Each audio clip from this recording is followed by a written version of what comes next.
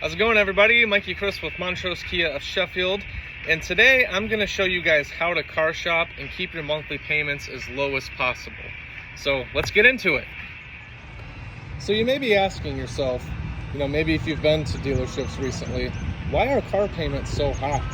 Well, the first thing you have to look at is the current state of the car market in general. Rebates are gone. Interest rates have went up. I've lost count how many times. Inventory is limited. All of these things are an impact on the market, which is what's causing payments to go up higher. But like I said earlier, I'm going to show you several ways that you can help keep those payments as low as possible. So the first way to keep your monthly payments as low as possible is learn the right way to budget for a vehicle and separate your needs from your wants. So the most popular method, people go to dealerships, they look at cars, they test drive them, they look online, and then they pick a vehicle that they want, but also pick the monthly payment that they want. Well, that doesn't necessarily go hand in hand. If you want to buy a $40,000 car, put no money down, and keep a $300 payment, mathematically, it just doesn't work. The second thing that I had said was separating your needs from your wants.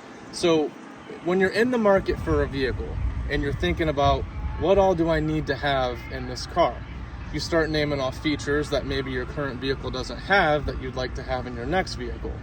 But the real question to ask yourself is, do you need it? When you think about your needs, why are you needing the vehicle? Are you just commuting forward and back to work? Are you transporting a lot of passengers? Are you going to be making frequent road trips? How many passengers are you traveling with? So on and so forth.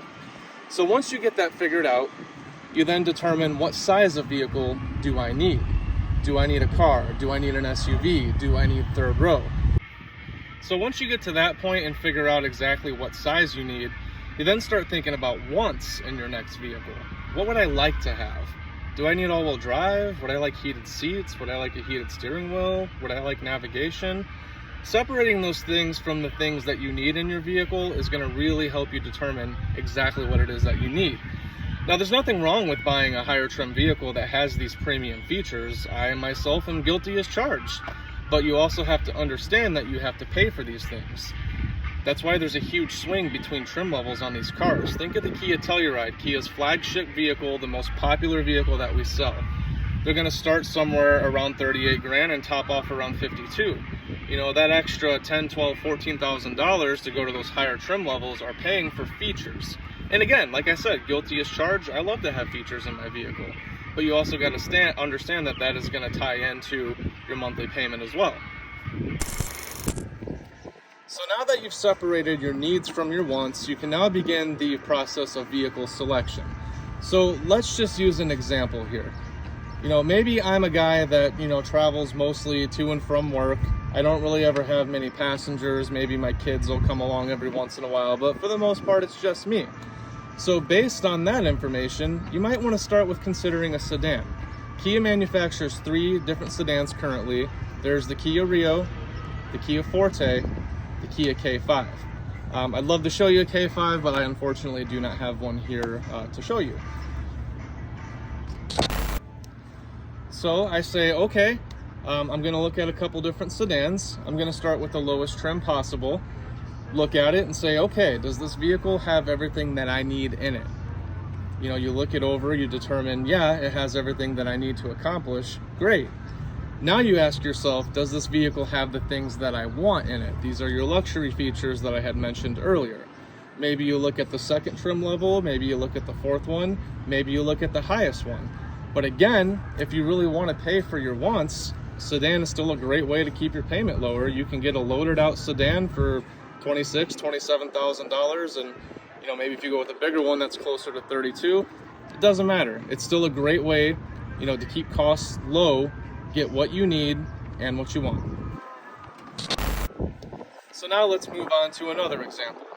Let's say that after assessing your needs and your wants, you determine that you need an SUV. Maybe you travel with 5 passengers regularly, but you also need cargo capacity to haul all of their things, luggage, whatever you may need. And, let's just say you're too tall for a smaller car, bigger space is going to be a good fit for you. Great. There's a couple of ways to look at that as well.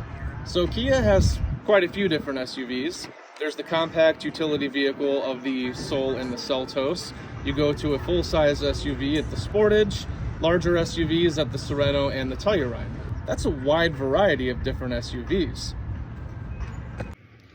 So now the best thing to do is start the process of elimination. So, like I said, there are quite a few different Kia SUVs to pick from. So maybe the first thing you start with is, okay, do I need third row? Or do I want to pay for third row? Well, to figure that out, look at, well, how often do I travel with more than 5 people? How often do I need seating for 6, 7, 8 people? If you come up with maybe once or twice a year, may not be a good fit for you. And then boom, you just eliminated 2 different options, and now you've narrowed it down a little further. So now that you've eliminated 2 options, that's going to bring you down to 3 different SUV categories in the Kia lineup. So the next thing you need to figure out, how much space do I need in the car? How big or small are my passengers going to be? How much cargo do I need to haul on a regular basis? Am I going to be taking this out for road trips? So on and so forth. So you sit in a couple options, figure out, okay, do I fit in this vehicle? Do I fit in that vehicle? Sportage, Seltos. Once you're there, you can say, all right, I fit in both of these. Which one do I like more? Which one looks better? Which one fits my budget better? And then once again, you pick out what you need, and then you move on to your wants. What equipment do I want in this vehicle? Or what trim level do I need to go to? Well, depending on what you pick, if you go with the Seltos, you can also top off somewhere around 30 grand and get as low as 25. If you're going with the Sportage, you're gonna start probably around 30, and you can actually work your way all up to 40 grand in a Kia Sportage. So essentially, by eliminating the first 2 options, narrowing it down to 3, and then once again narrowing it down to 1, you've now determined what's going to be the best fit for you and what's also going to help keep your payments as low as possible too. So now you say maybe a brand new car isn't going to be the right fit for you, and you decide to say, hey, I'm going to look for something that's pre-owned. Well, that's when the headache can really begin, because now you've opened yourself up to tons of different options. There are no 2 pre-owned vehicles that are alike. You have different makes, different models, different mileage. Is it certified? Is it old? Is it new? Carfax, what kind of history does it have? Then you have to figure all of these things out and find something that you're comfortable buying, but also fits your budget. So again, you may be considering several different manufacturers, but let's hypothetically say you're considering Kia. Kia has quite a few certified pre-owned vehicles that are still lower in price, will save you some money, and will also still give you the remaining balance of our 10-year, 100,000 mile warranty. This is likely going to be the case with a certified pre-owned vehicle from a different manufacturer, who has maybe a lesser warranty, but similar ordeal. So pre-owned vehicles have a wide variety in price range too. Maybe you find something super old that's 5 grand, or something recent model year with low mileage that's 40 or 50. Some used cars can sell even more than that, just depending on what you're looking for. But let's say you've went online, you've looked at a lot of different options on car gurus, dealer websites, whatever you may have looked at, and you found a couple cars that you like, or maybe you found one specific car that really, really calls your name. So what do? You go into the dealership, you check it out. Does it have the things I need? Again, does it have the things I want? Does it fit my budget? Is it the size that I need? Did it drive good? Does it have a clean history? So on and so forth. So now let's say you've went to the dealership, you've test driven the vehicle that you're really interested in. It calls you out, you love it, you like how it drives, you like the mileage, you like the warranty, you like the style of the vehicle, and hey, you like that it fits your budget. Now comes in the fear of, well, should I buy it? What if there's something better out there? What if I find something better and then again find something better than that? This is called the fear of missing out.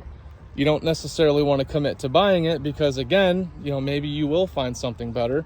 And let's say you don't, then that car that you were originally interested in is sold. Now you got to start this process all over again. And this is how shopping for a pre-owned vehicle can become somewhat frustrating. So here are a few other ways that you can save money besides the monthly payment. So let's say that the vehicle you decided to buy, new or pre-owned, is a hybrid. Well, great, that's a wonderful place to start. You're gonna spend less time at the gas pump, you're gonna spend less time in service departments, gonna save you tons of money in overall cost.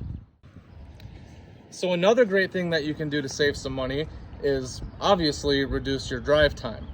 So let's say you wanna go to the gas station, pick up an energy drink or whatever. How far is this gas station from your house? Do you need to spend 3-4 minutes in your vehicle driving there? Or can you spend 15 minutes riding your bike there? Sure, maybe it doesn't seem like a lot, but over time and in the course of a month, who knows? Maybe you save 50 bucks, maybe you save 100 bucks, maybe you save 20. Hey, you know what they say, 20 bucks is 20 bucks. So one last thing that you can do to save some money is shop insurance companies. Now, I don't sell insurance, I sell cars, so I'm not gonna give you guys advice on how to buy insurance or what to be on the lookout for.